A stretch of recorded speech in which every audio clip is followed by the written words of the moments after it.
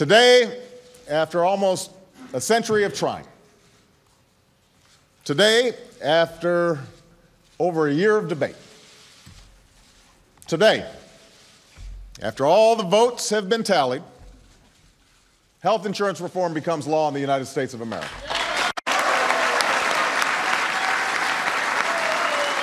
Today.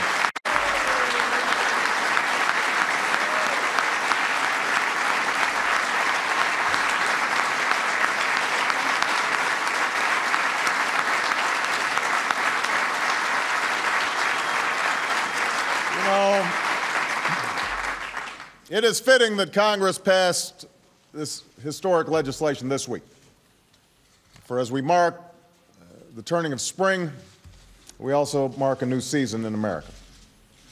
In a few moments, when I sign this bill, all of the overheated rhetoric over reform will finally confront the reality of reform.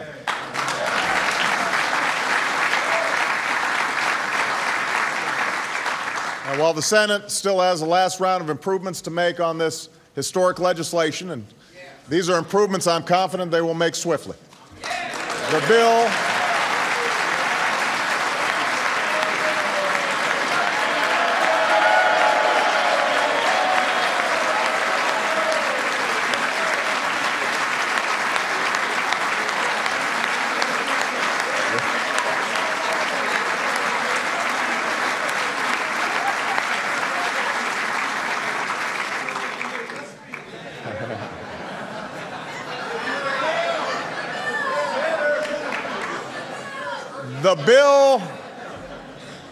The bill I'm signing will set in motion reforms that generations of Americans have fought for and marched for and hungered to see. It'll take 4 years to implement fully many of these reforms because we need to implement them responsibly. We need to get this right. But a host of desperately needed reforms will take effect right away.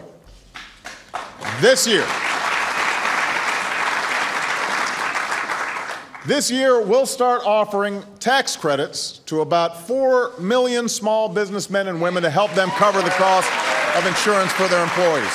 That happens this year.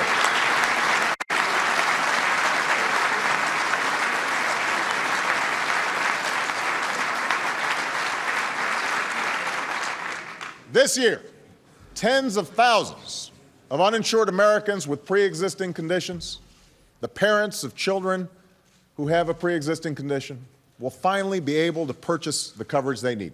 That happens this year.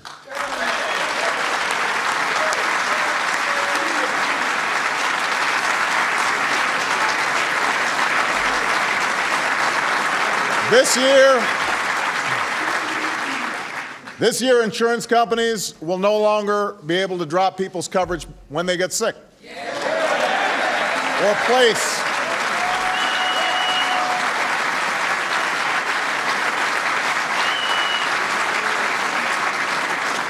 They won't be able to place lifetime limits or restrictive annual limits on the amount of care they can receive. This year,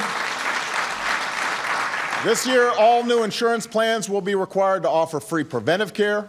And this year, young adults will be able to stay on their parents' policies until they are 26 years old.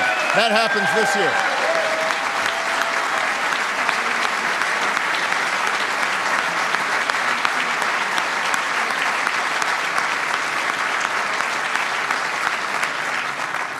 And this year, seniors who fall in the coverage gap known as the donut hole will start getting some help. They'll receive $250 to help pay for prescriptions, and that will, over time, fill in the donut hole. And I want seniors to know, despite what some have said, these reforms will not cut your guaranteed benefits. In fact, under this law, Americans on Medicare will receive free preventive care without co-payments or deductibles. That begins this year.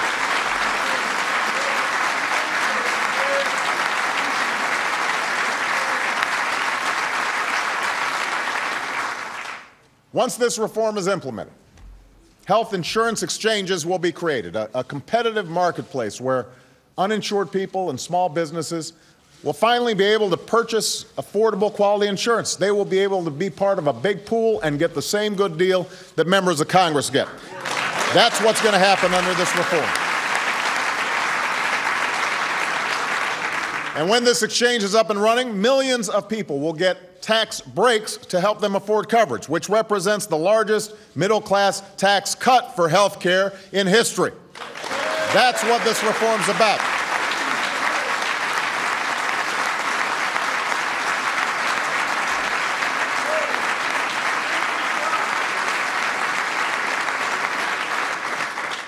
This legislation will also lower costs for families and for businesses and for the federal government, reducing our deficit by over $1 trillion in the next 2 decades. It is paid for, it is fiscally responsible, and it will help lift a decades-long drag on our economy. That's part of what all of you together worked on and made happen.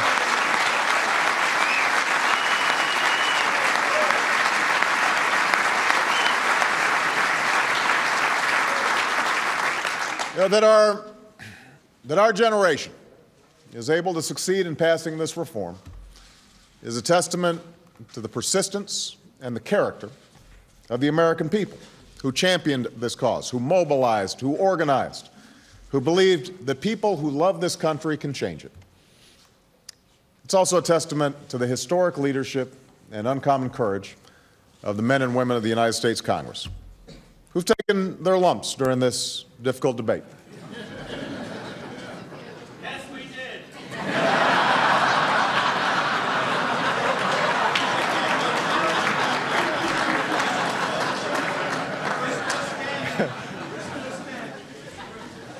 You know, there are few tougher jobs in politics or government than leading one of our legislative chambers. In each chamber, there are men and women who come from different places and face different pressures, who reach different conclusions about the same things and feel deeply concerned about different things. And by necessity, leaders have to speak to those different concerns. It isn't always tidy. It is almost never easy. But perhaps the greatest and most difficult challenge is to cobble together out of these differences the sense of common interest and common purpose that's required to advance the dreams of all people, especially in a country as large and diverse as ours. And we are blessed by leaders in each chamber who not only do their jobs very well, but who never lost sight of that larger mission. They didn't play for the short term. They didn't play to the polls or to politics. One of the best speakers the House of Representatives have ever had, Speaker Nancy Pelosi.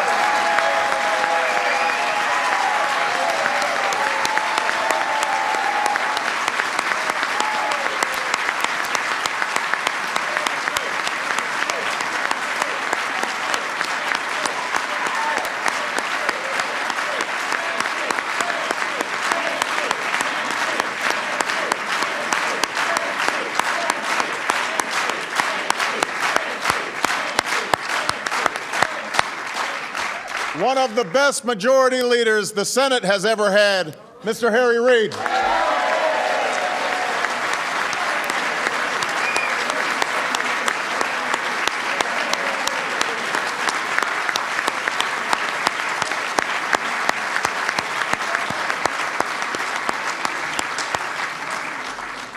To all of the terrific committee chairs, all the members of Congress who did what was difficult but did what was right and passed health care reform, not just this generation of Americans will thank you, but the next generation of Americans will thank you. And of course, this victory was also made possible by the painstaking work of members of this administration, including our outstanding Secretary of Health and Human Services, Kathleen Sebelius.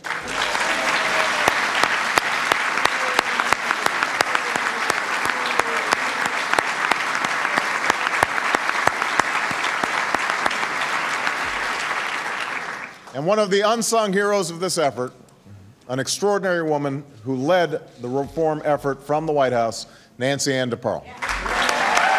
Where's Nancy?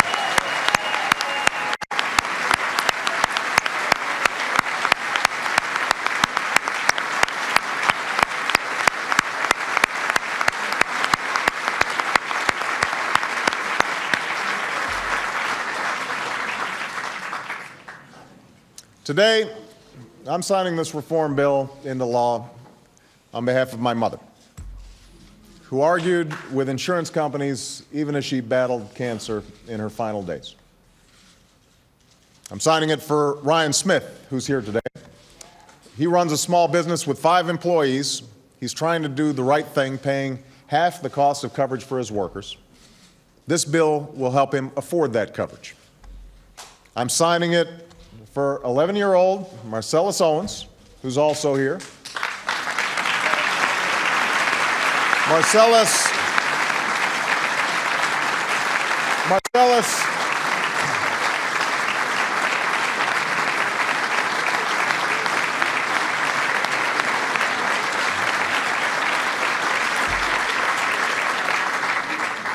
Marcellus lost his mom to an illness, and she didn't have insurance and couldn't afford the care that she needed. So in her memory, he has told her story across America so that no other children have to go through what his family's experienced.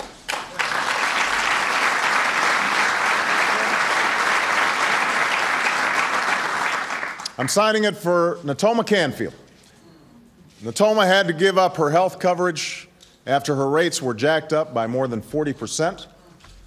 She was terrified that an illness would mean she'd lose the house that her parents built, so she gave up her insurance.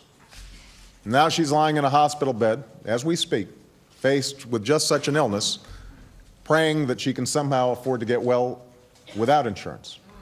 Natoma's family is here today because Natoma can't be. And her sister Connie's here. Connie, stand up.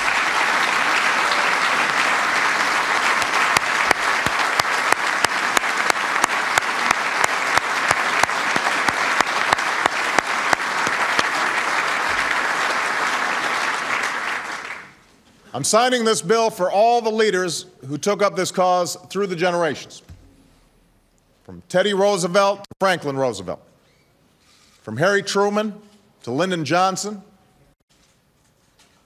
from Bill and Hillary Clinton to one of the deans who's been fighting this so long, John Dingell.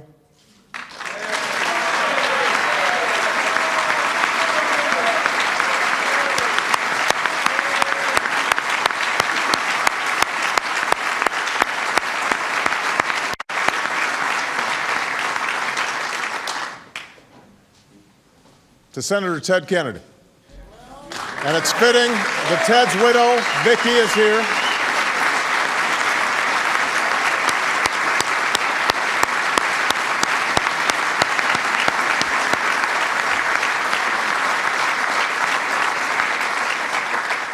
It's fitting that Teddy's widow, Vicki, is here, and his niece, Caroline, his son, Patrick, whose vote helped make this reform a reality.